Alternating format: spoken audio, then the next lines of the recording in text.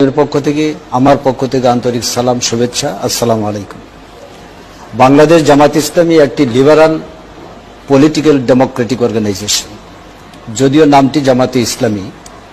বিদেশের সকল শক্তি এই বিষয়ে একটি একমত যে Jamaat is a moderate Islamic organisation, democratic organisation.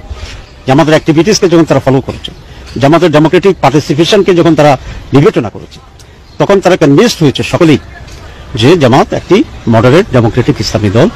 আপনার খেয়াল করে দেখবেন যে প্রতি সপ্তাহে একাধিক অ্যাম্বাসেডার আমাদের অফিসে আসছে, অথবা আমার তাদের দাওয়াতে আমরা সেখানে যাচ্ছি, including Europe, America, east, West সবকিছু। এবং ভারতও জানে জামাত টেররিস্ট অর্গানাইজেশন নয়, ভারতও জানে জামাত ইজ এ মডারেট অর্গানাইজেশন। এবং ভারতও জানে জামাত টেররিস্ট অর্গানাইজেশন নয়, ভারত জানে জামাত ইজ এ মডারেট অর্গানাইজেশন।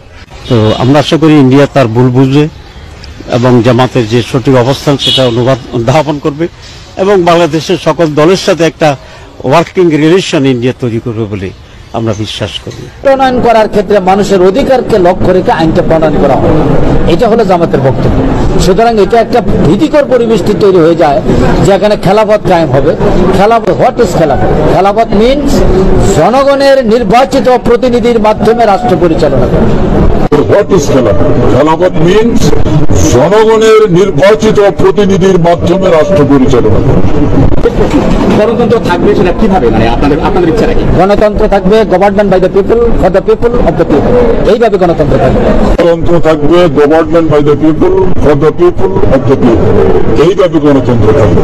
গণতন্ত্রে সবাই কথা বলবেন, সবাই রাজনীতি করবেন, মত প্রকাশ করবেন। জামাত ক্ষমতা আসলে নারীদেরকে ঘর থেকে বের হতে দেওয়া হবে, একেবারে অ্যাবসলিউটলি অসত্য কথা, মিথ্যা কথা এবং বিভ্রান্তিকর কথা।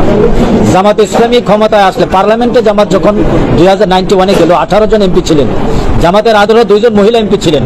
তারা পার্লামেন্টে গিয়েছেন, মহিলারা স্বাচ্ছন্দ্যে কথা বলেছে, কোনো অবস্টাকল, কোনো প্রতিবন্ধকতা তৈরি করা হয় নাই।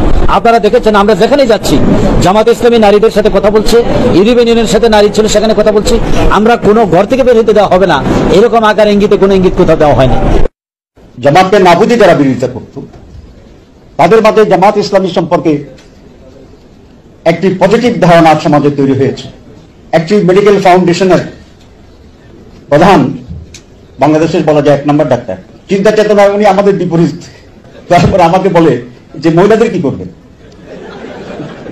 তাহলে মহিলাদের নিয়ে কি করবো? কিছু করবো, যে বোরকা পরবে পরবে, যে পরবে না পরবে না, যে মুখ ডাকবে ডাকবে, যে ডাকবে না ডাকবে না। আমরা কোনো কিছুই জোর করে চাপাই দেবো না, আমরা কোনো কিছুই জোর করে চাপাই দেব না। হাত কাটবেন কখন?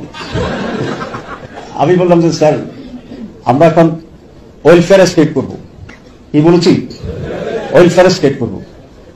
উনি বলে তাহলে তো কোনো সমস্যাই নেই। কি বলেছি? ওয়েলফেয়ার স্টেট করবো। উনি বলে তাহলে তো কোনো সমস্যাই নেই।